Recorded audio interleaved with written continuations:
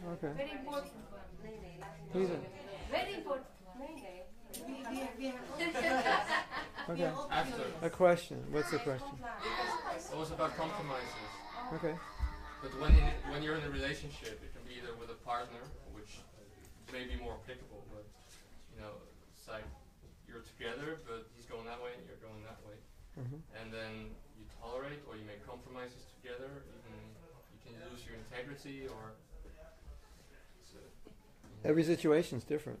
So that's a very general question. And it's a very interesting topic. So just give me about 6 hours and I can answer your question. I would say in the ideal situation, they'll work through it. They'll work through it, and there'll be enough common bonds, because it's the common bonds. That's what gives you the strength. You get married when you're 22, and when you're 60, you're like totally different people, isn't it? Even when you're 35, you're different. So you're young and you're just like detached, fun-loving. Then you're like 35, 40, you're like Mr. like geek. I want to buy a Lexus, and before that you were just like a hippie. Just hitchhiking around the country with your girlfriend. So things change. So the things that are most common among you have to be strengthened, and then the other ones are just like you let the other person be who they are. That's at least how I deal with it. So you work on what you have. Yeah, work on what's common, what keeps you together, and be supportive. You may not agree with it, but be supportive, as long as if it's not detrimental to anybody. Be supportive of it. It's easy to get divorced. Anybody can do it. It's hard to stay together. So, but especially if you have kids, then it's really important.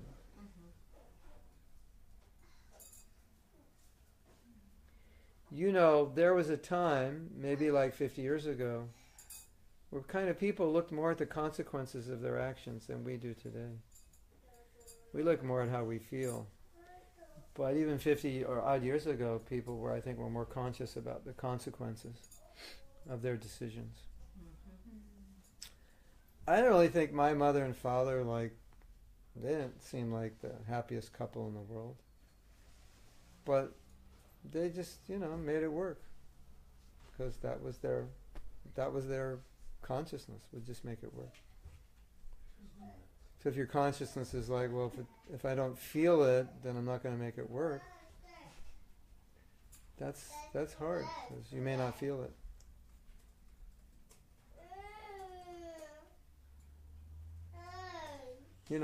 Supporting another person's needs. That's good.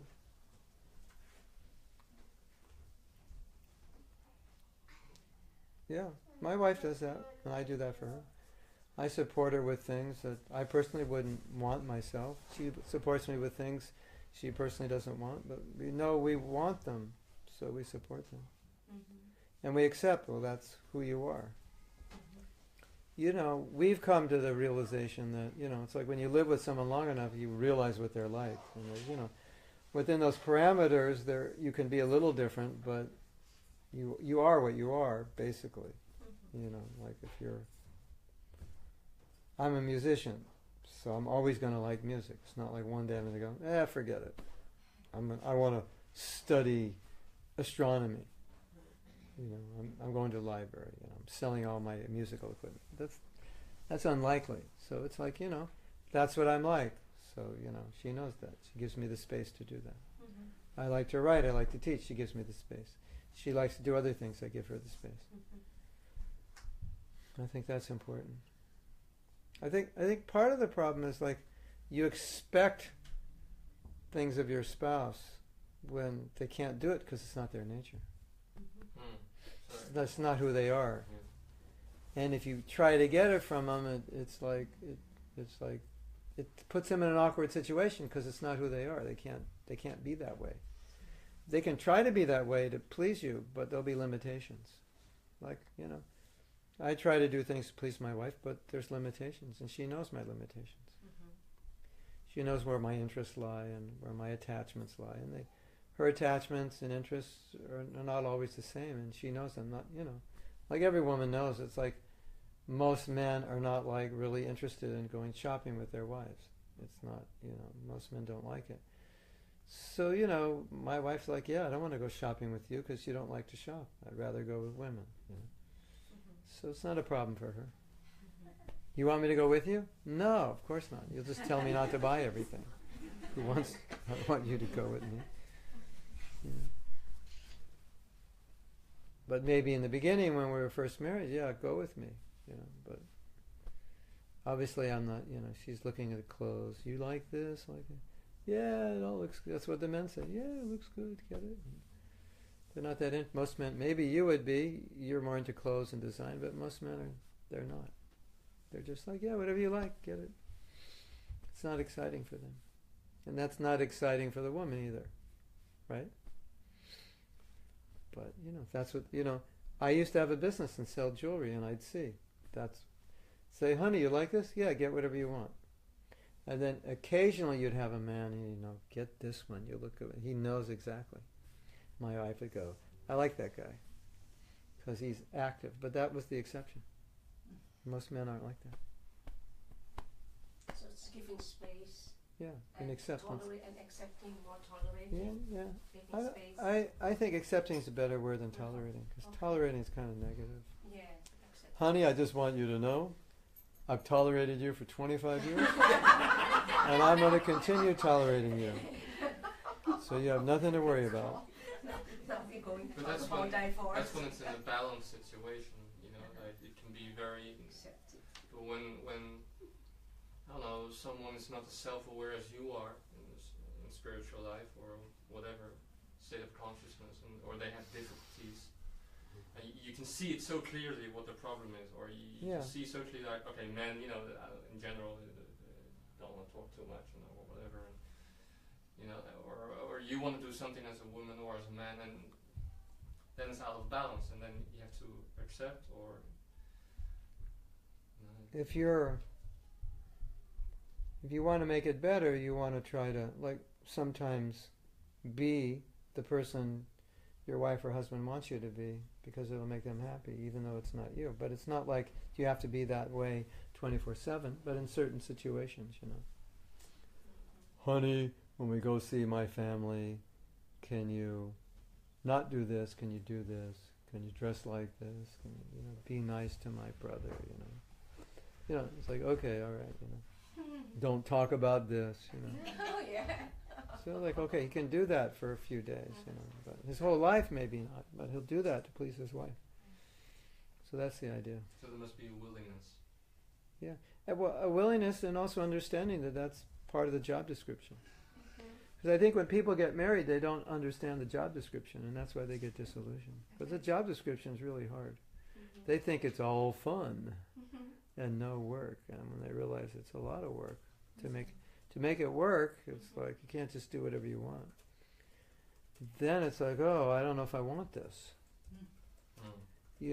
Well, you want to drive the Mercedes, you better have a good job. Well, I don't really want to work, but you want the car. It's like you have to, look at it. You want the car, you're going to have to stick it out at this job for the next 30 years. You want the big house, you're going to have to work here. So it's like that. A lot of people don't realize that there's a price you have to pay to have a good relationship. You want it with this woman, you like her, she comes with a price. You like this guy, he comes with a price. Some men, some women will just say, I can't afford it, I'd rather be single. So, that's a decision. But if you want to play, you have to pay. Right? And from the spiritual perspective, it's good because you become purified. Because see, the point is, sex, just boyfriend, girlfriend, you don't have to pay for it. Right? Just have it and see you later. And that just becomes an addiction. You can get it and just do it whenever you want. But being married is like, that's harder. It's one person, you know. And so what they're finding out now is, we grow up, age of 13, 14, 15, having sex, you had so many girlfriends, and you finally get married. She's like the 15th or 20th. You're not used to having one, isn't it? It's hard to stay together. You've had that many girlfriends or boyfriends, isn't it? So, it's hard. That's another aspect that makes it hard.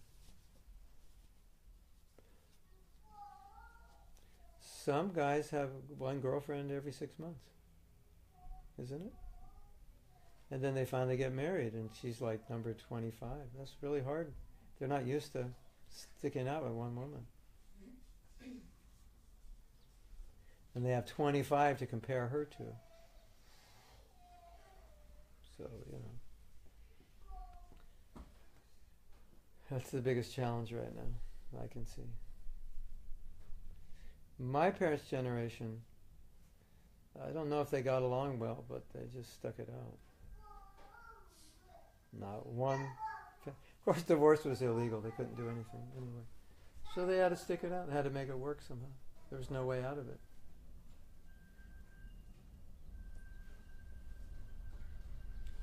Anyway, that's my experience. Thank you. Otherwise, don't have kids, because they're the ones who suffer the most. Right?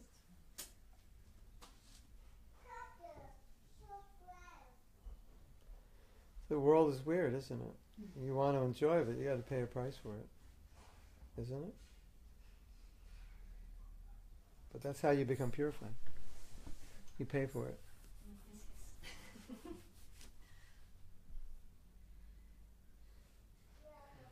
You go to a movie, it looks like, well, that's like a lot of fun, romance, it's easy, you go look at the ads, But, behind the scenes, it's hard work.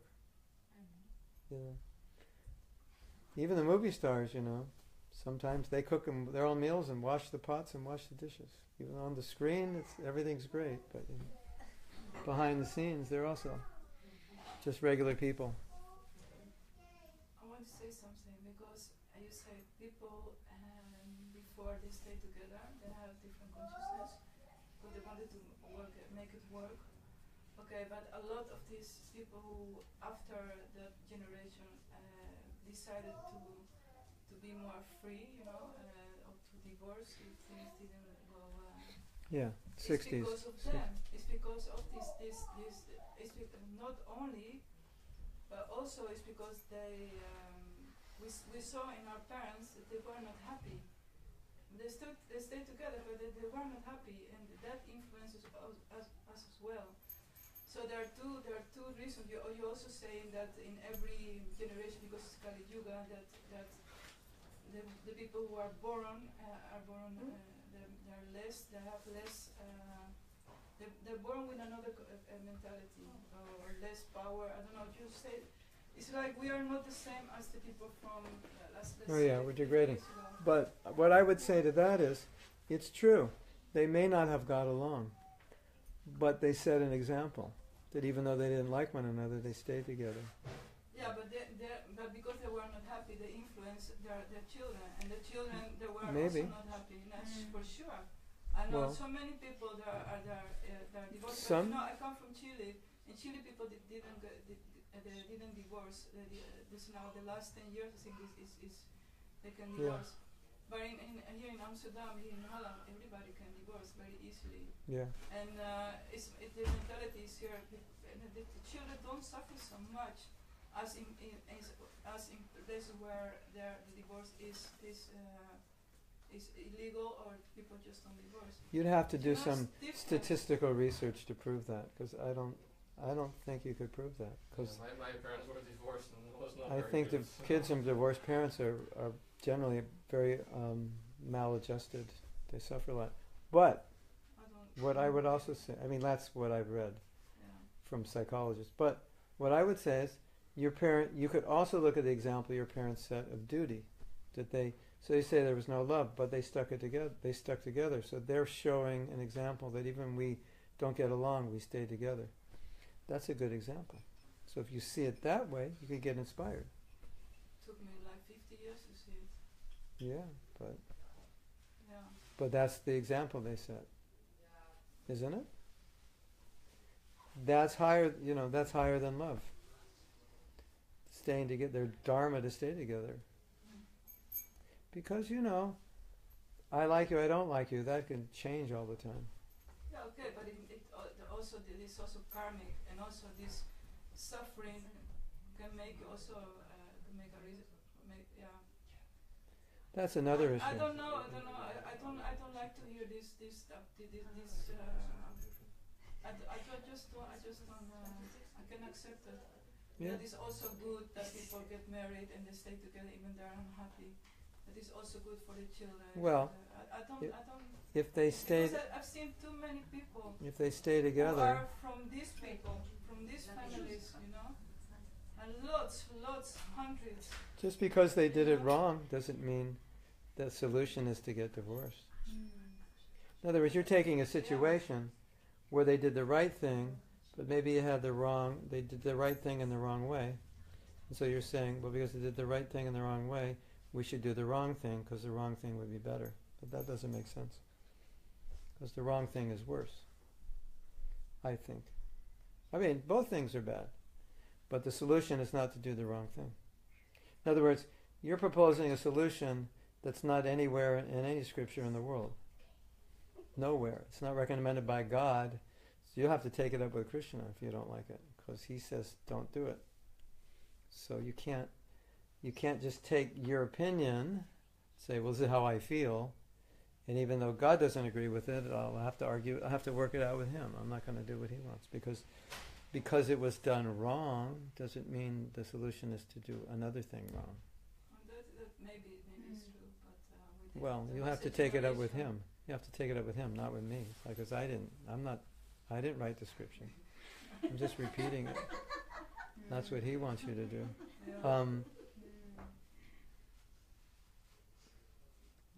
My parents, I don't think they were really happy, but I'm glad they stayed together. It's better for me, I think.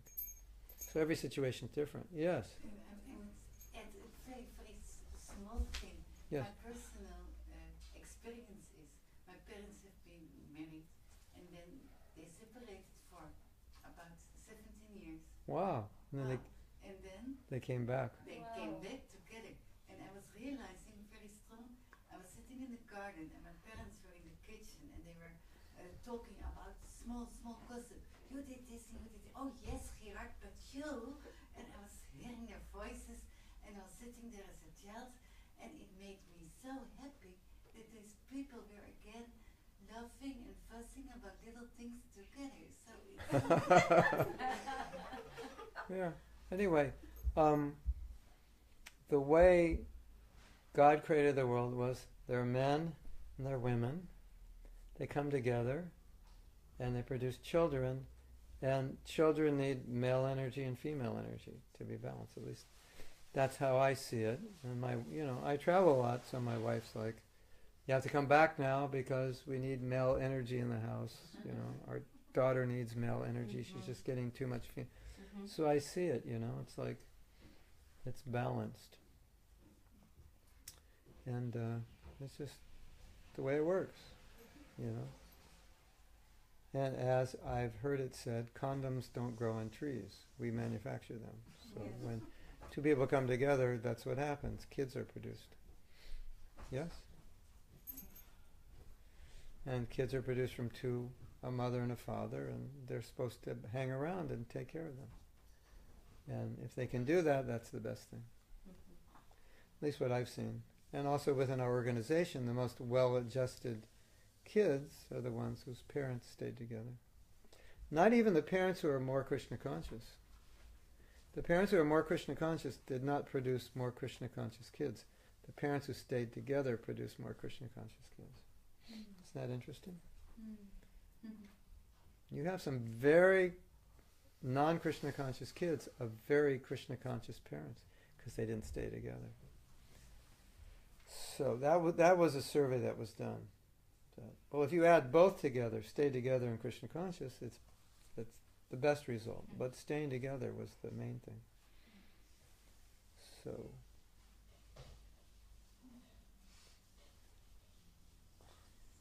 yeah. Anyway, when I was first a devotee, there was no divorce, so nobody was joining from divorced families. And I see a lot of the problems that young people have now, we didn't have. And like all the senior devotees are having to deal with problems they didn't have to deal with in the 70s when new people were coming. Like they had to be psychologists. We didn't have to be. They didn't have those problems. So that's something I've noticed over the last 40 years. The problems that young people have are different than they were in the early 70s. Can we maybe wrap it up, Mara? Let's wrap it up, everyone. Yeah. What are we wrapping up? I'm wrapping up. I want to say goodbye. Yeah, wrap it up. Thanks so much. It was very inspiring. Oh, Enjoy good. staying. Thank you. Bye. We'll wrap up the kirtan. Yeah. No. We don't have a kirtan. We do kirtan, don't you? Yeah. Please. We'll wrap it up with the kirtan. The wrapping paper will be the kirtan. Yeah.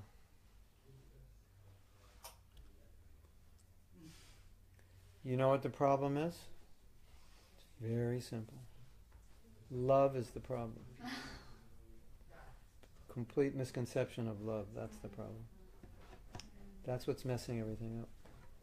And once you understand what love is, then this whole thing is solved. Love is service, love is duty. You know what Prabhupada said? He said, Prabhupada,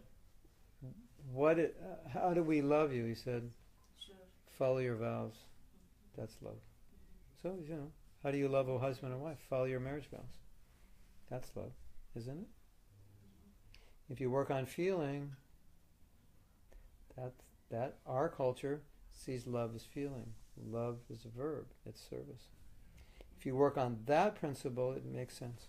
If you work on the principle of feeling, it's not going to make sense. Because then if you don't feel it, you'll get divorced. That's the problem. At least that's my realization. Having been married for like 39 years to more than one wife, I have some experience. Yes? Yeah, I just want to say that the last thing what you said about the misconception about love, that is the reason why we did it the other way. Yeah. And that's thank you, because I'm listening to you and I'm burning inside because it's working. Because I operate. But thank you, because that's I like to go to the core. That is. Yeah. I put her in anxiety a lot, temporarily. Yeah.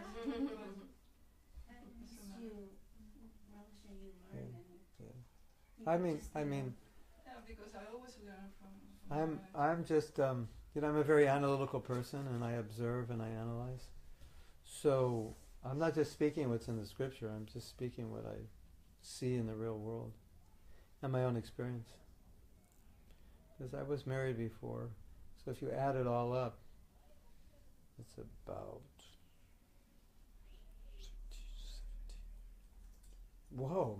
40 years. So I've seen a bit. And I've made huge mistakes. Half of what I teach is just because I made the mistakes, and I understand it. You think I know a lot. It's just like I did all those things. I know all about feeling love and falling in love and attraction. Okay. My biggest qualification is I've made the mistake. Hare Krishna. Gaura Nityananda. So I guess we're going to chant, or is it okay, or the neighbors? No. We don't have any neighbors downstairs. The problem is, it's so light out. I doesn't register that it's late. So to me, it's like 7 o'clock.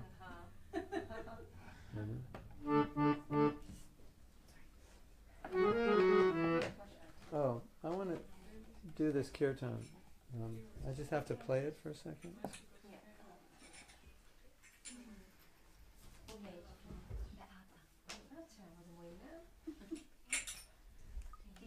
I just heard this kirtan recently.